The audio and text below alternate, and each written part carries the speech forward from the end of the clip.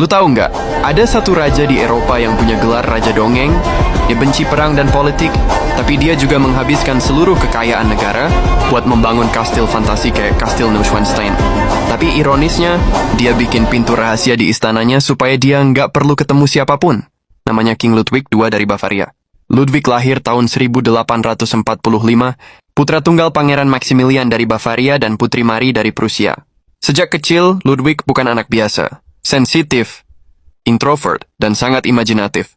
Sementara anak-anak lain bermain di taman istana, Ludwig tenggelam dalam buku sejarah, mitologi, dan opera. Musik Richard Wagner jadi obsesinya, bukan sekadar hiburan, tapi dunia nyata yang ia pelajari, hidupi, dan tempat ia lari dari tekanan dunia. Masa muda Ludwig juga penuh tekanan. Orang tuanya mendesaknya mengikuti tradisi kerajaan, termasuk pernikahan politik. Ia dijodohkan dengan Sophie Charlotte, tapi Ludwig selalu menunda pernikahan itu. Dia lebih memilih menulis kisah fantasi, menciptakan dunia sendiri, dan menghidupkan idealisme romantis yang ia kagumi dari Wagner dan legenda Eropa.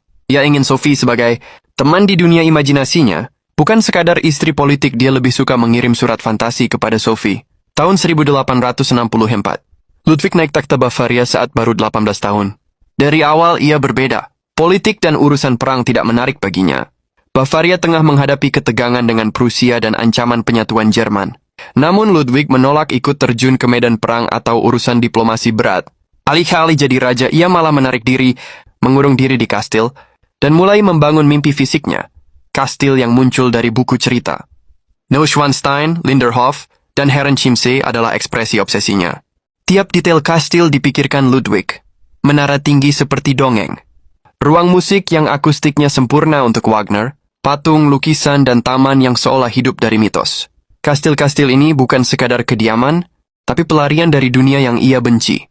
Politik, administrasi, dan pengawasan bangsawan. Ironi terbesar dalam hidupnya adalah statusnya sebagai raja. Ia punya kekuasaan penuh, tapi hidupnya terasing. Pengeluaran besar untuk kastil-kastilnya. Membuat menteri dan bangsawan mempertanyakan kewarasannya. Meskipun ia mencintai rakyat dan Bavaria, obsesi dan cara hidupnya membuat banyak pihak menilai ia tidak cocok memerintah. Bahkan penundaan pernikahannya dianggap bukti eksentrik dan ketidakwarasan. Di akhir 1880-an, tekanan politik dan keluarga mencapai puncak. Tahun 1886, Ludwig secara resmi dinyatakan tidak waras dan diturunkan dari takhta. Ia dibawa ke Kastil Berg.